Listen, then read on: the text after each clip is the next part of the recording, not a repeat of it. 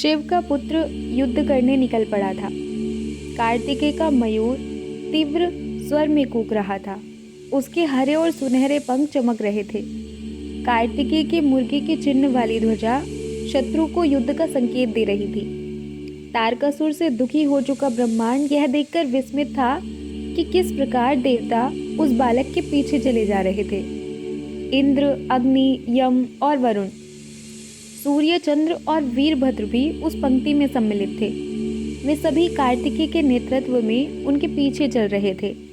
यह शायद कार्तिकेय नहीं अपितु ब्रह्मा की भविष्यवाणी उनका मार्गदर्शन कर रही थी। ब्रह्मा ने देवताओं को वचन दिया था कि वह बालक उनकी सहायता करेगा और इसलिए सभी देवता उस 7 दिन के बालक के पीछे चल रहे थे। कार्तिकेय ने अपने भाले से प्रहार किया तो पूरा ब्रह्मांड सिहर उठा।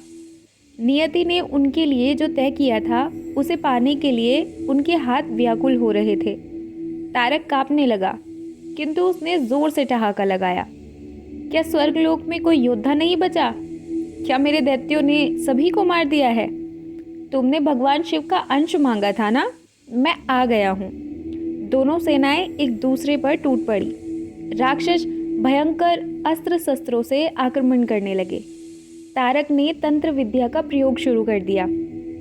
काले जादू में निपुण तारकासुर ने माया से अनेक डरावने दृश्य रचे। भयानक दानवों वाले दृष्टिभ्रम, मृत्यु और प्रलय की छद्म तस्वीरें। तारक ने ऐसे भयावह चित्र का निर्माण किया कि सभी देवताओं का जैसे खून जम गया।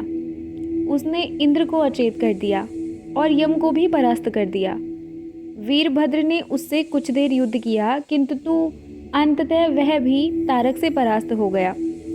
जब अग्नि और वरुण ने भी उस असुर के सामने घुटने टेक दिए तो सारे देवता पीछे हट गए।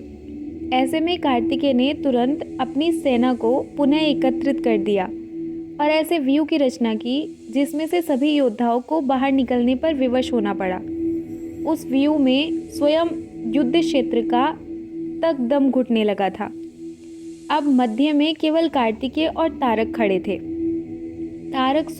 तारकासुर ने पुनः काले जादू का प्रयोग करना चाहा, परंतु बालक कार्तिकेय भी आश्चर्यजनक रूप से माया और जादू में निपुण था। तारक ने बादलों का रूप लिया तो कार्तिकेय गर्जना बन गए। एक अग्नि में बदल जाता तो दूसरा जल में परिवर्तित हो जाता।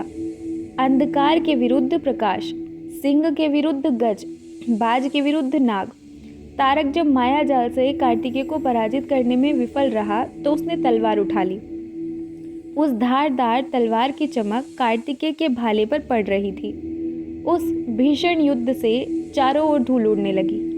दोनों के आसपास धूल का घना बादल उठने लगा, जिसमें यह देखना कठिन था कि युद्ध में किसकी हार और किसकी जीत हो रही है। केवल अस्त्र शस्त्रों के टकराने के शोर से द्वंद्व की उग्रता का पता चलता था।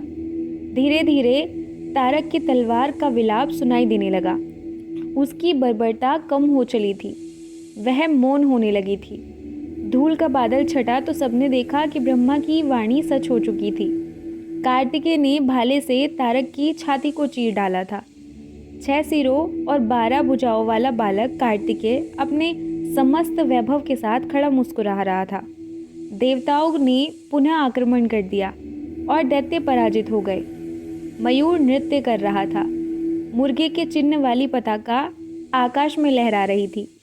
ब्रह्मा का हृदय प्रसन्नता से झूम उठा, किंतु अगले ही क्षण वे फिर चिंता में डूब गए।